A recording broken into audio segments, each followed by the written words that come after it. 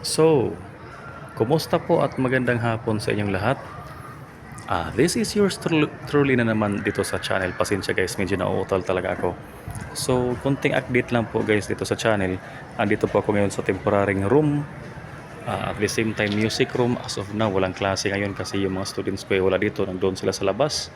Mayroon silang mga ginagawa na kung ano-ano mga program. So, kung mapapansin niyo guys itong room, ay ganun pa rin. Ganito pa rin ang pagkaayos. May mga table dyan, hindi naman yan sa akin. Yung iba mga chairs dyan ay yun na lang ang mga natirang chairs sa akin kasi yung iba kinuha hindi pa isinauli. Siguro bala kung bumili na lang ng mga chairs.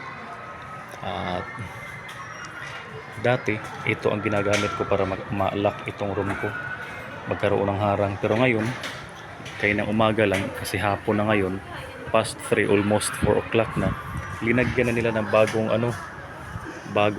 door. Ito bagong ano lang to, kalalagay lang nila dito ano to, pintuan.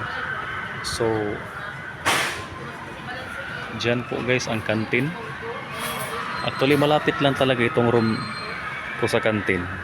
Very accessible sa mga person with disability, lalo na sa may mga kapansanan tulad ko na paningin sa mata, na walang nag-guide. At saka doon mayroon ding daanan doon papunta sa ibang room, which is doon sa bandang unahan ang dati kong room. Di ko na lang pupuntahan kasi medyo malayo na.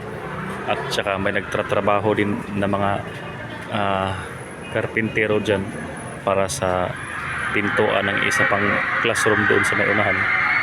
So well, as of now guys, ito lang po muna. This is just a temporary update dito sa room ko. Maraming salamat po. This is yours truly. Thanks for coming to my channel. Please like, comment, share, and subscribe. Thank you.